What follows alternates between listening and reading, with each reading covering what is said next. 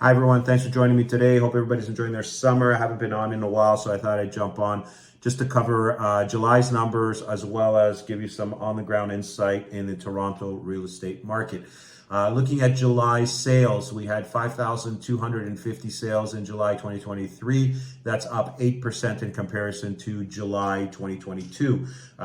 In terms of the price, the average price of a home that sold in July 2023 was 1.8374 million, and that's up 4.2% from a year ago.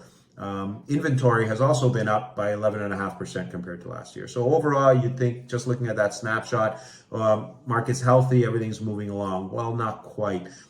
When we also need to look at what's happened in the last couple months, and looking at May and looking at June versus July and what we're seeing now in August, we can say that inventory is increasing, which I'll get into in a minute, and it's increasing considerably.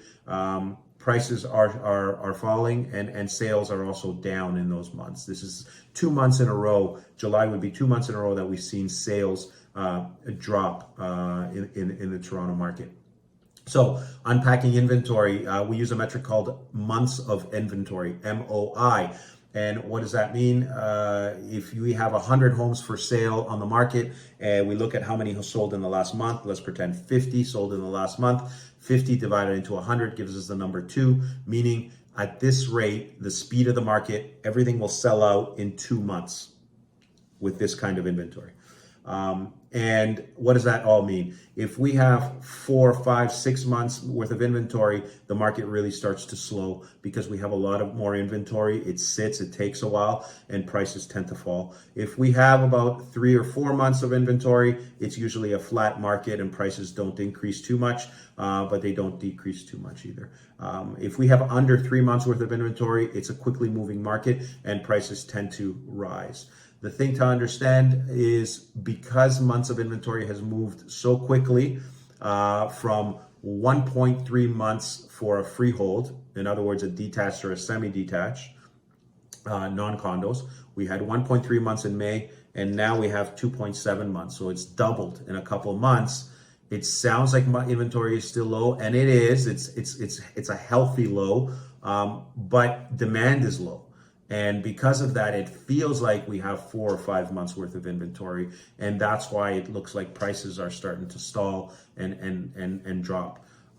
Where that goes going into September in the fall, it's hard to say. Will Bank of Canada raise again September 6th, or will they hold? Will we see a lot more listings on the market because investors or homeowners are in a pinch with higher mortgage rates and they need to sell? We are seeing some of that, and I have spoken to a few people looking to do that as well. So that could be a trend to keep an eye on.